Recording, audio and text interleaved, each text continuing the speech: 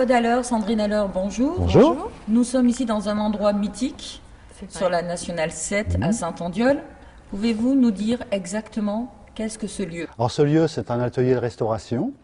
Depuis les années 1949, il a été conçu. Il a toujours fait de la voiture ancienne au départ. Il a fait une transition par des concessionnaires Citroën et Peugeot. Et moi, je tiens l'entreprise depuis 2005, où je fais essentiellement de la voiture ancienne de restauration, de carrosserie, en mécanique, en électricité, tout interne à l'entreprise. Comment en êtes-vous arrivé ici? Eh bien, j'ai toujours fait de la voiture ancienne, même quand j'étais jeune, avec des amis. On allait restaurer des Alfa Romeo, des Golf, enfin, tout ce genre de voitures anciennes. Et j'avais, moi, plusieurs voitures anciennes que j'avais mis devant le garage. Et des clients se sont amenés, et puis de fil en aiguille, j'en ai fait une, deux, trois, une dizaine, une vingtaine. Mais mon cursus professionnel a été déjà basé beaucoup sur les voitures anciennes et les voitures un petit peu de prestige, de sport, de compétition. Ce métier est un métier ouvert à tous, hormis la passion et hormis peut-être les compétences. Est-ce que tout le monde peut y aller? Ah, il faut l'envie. C'est l'envie, c'est un métier qui demande beaucoup d'exigences personnelles, parce qu'il y a la compétence, etc. On peut apprendre, hein, tout est possible à n'importe quel âge, mais il faut s'investir énormément, parce que ce sont des technologies qui commencent à s'oublier, un savoir-faire qui se perd, donc on peut actuellement restaurer des voitures. Finalement, on en revient aux vrais garagistes avant l'électronique dans les voitures. Donc finalement, on est vraiment dans le garage originel, la mécanique originelle et technique, type l'horlogerie, des choses comme ça. C'est vrai qu'aujourd'hui, on voit, notamment avec le Greta et les financements départementaux ou régionaux, des formations qui sont justement en train de se développer dans les formations de restauration et réparation de voitures anciennes.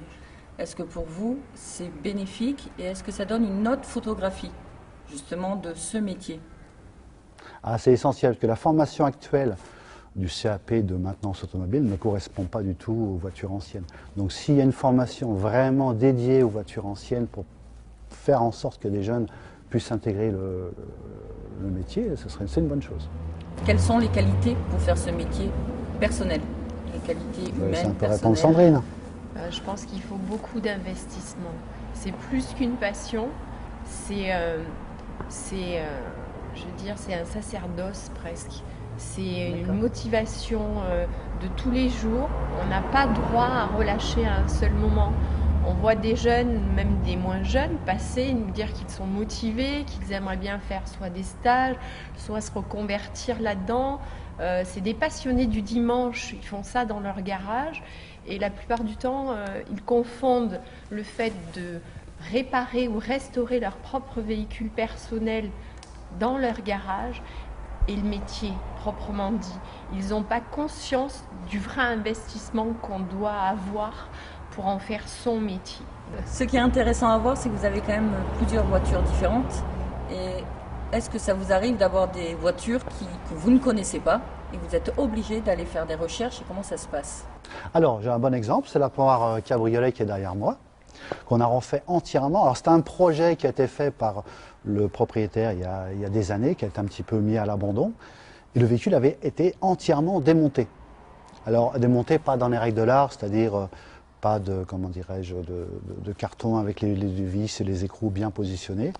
Donc, c'est avéré que cette voiture qu'on ne connaissait pas trop, on a répertorié tous les éléments mécaniques, et certaines fixations, ou même du siège arrière, etc., quand on se posait la question, il doit manquer sûrement des éléments qui ont dû disparaître depuis.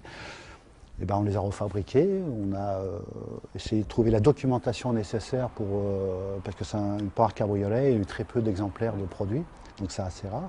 Donc on a posé des questions même à des spécialistes, soi-disant Power Cabriolet, pour avoir les éléments nécessaires. Justement, dans ces cas-là, est-ce que vous avez besoin de professionnels qui ont une aptitude et compétences très spécifiques par rapport à la voiture ancienne, le réseau? Ah oui, nous faisons appel à des professionnels, des artisans qui ont un savoir-faire dans divers domaines, frein, embrayage, ajustage, des problèmes électriques, de dynamo, magnéto, etc. Donc on a tout un réseau de professionnels qui a l'adresse bien fournie. C'est presque un secret d'État, hein. C'est des adresses qu'il faut trouver, donc c'est des professionnels qui nous aident énormément dans la reconstruction des véhicules. On va se retrouver dans quelques années sans experts pour pouvoir réparer nos voitures anciennes?